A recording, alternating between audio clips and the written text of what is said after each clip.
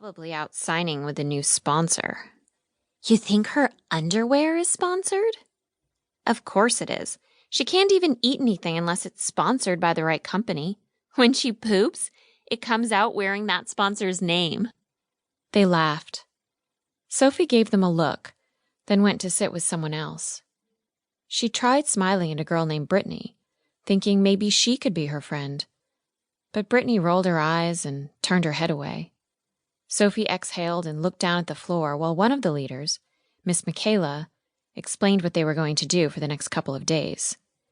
The camp was right next to a spring, and tomorrow they were supposed to go canoeing. Sophie had been looking forward to that part, but there had to be 2 girls in each canoe, and she knew none of them would choose her. They're just jealous, her mother had told her over and over again all through her childhood when things like this happened. It didn't make things any better that she was chosen as Surfer of the Year by Ron John's Surf Shop, and they had her displayed on their billboards all over town. All the adults thought it was so cool, but the kids, not so much. The neighborhood's girls had mocked her and told her she looked fat in the picture, and that their parents would never allow them to be on display like that for child abductors to see and get crazy ideas. "Does your mom want you to be kidnapped?" a girl named Victoria who lived on her street had asked. "Of course not," another girl named Allison had said. "She's planning on living off her money for the rest of her life. Sophie is her golden goose, remember?" "That's right," Victoria had answered. "Now that your dad left, she's counting on you to provide for her. That's why she's pushing you so hard. At least that's what my mom says." Sophie felt anger rise inside of her when thinking about those girls. What did they know about her life anyway? "All right, next up is a bonfire," the leader said and clapped her hands. "Yay!" the girls exclaimed. "S'mores!" "And scary stories," Miss Michaela said, then looked at Sophie, who didn't get up when the others did. She walked to her and reached out her hand toward her. "You can sit by me," she said with a wink. Sophie felt relieved. She hated to constantly sit alone. She grabbed Miss Michaela's hand in hers, then got up. "To tell you the truth, I don't really like scary stories either," she said, smiling. "But don't tell anyone."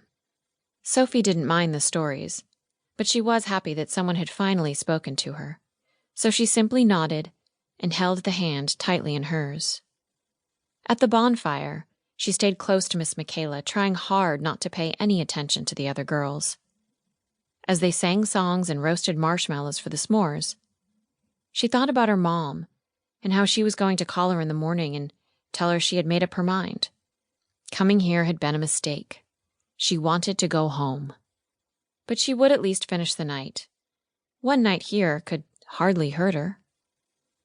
They had barely finished their s'mores when a loud thunderclap surprised them, sounding almost like the sky cracked above them.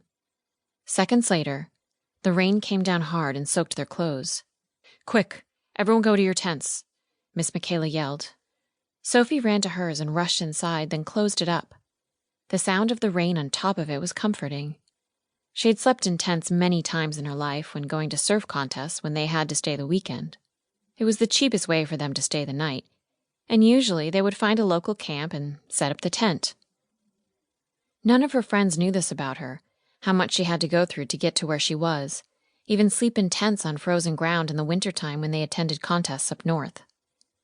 But back then, her mother couldn't afford a hotel room like many of the other contestants, not when it was almost every weekend that they went somewhere.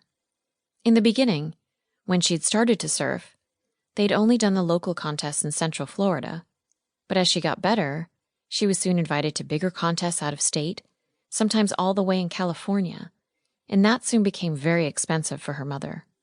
Yes, she would win money if she won, but that wasn't a given, especially not in the beginning when she was so young and new to it.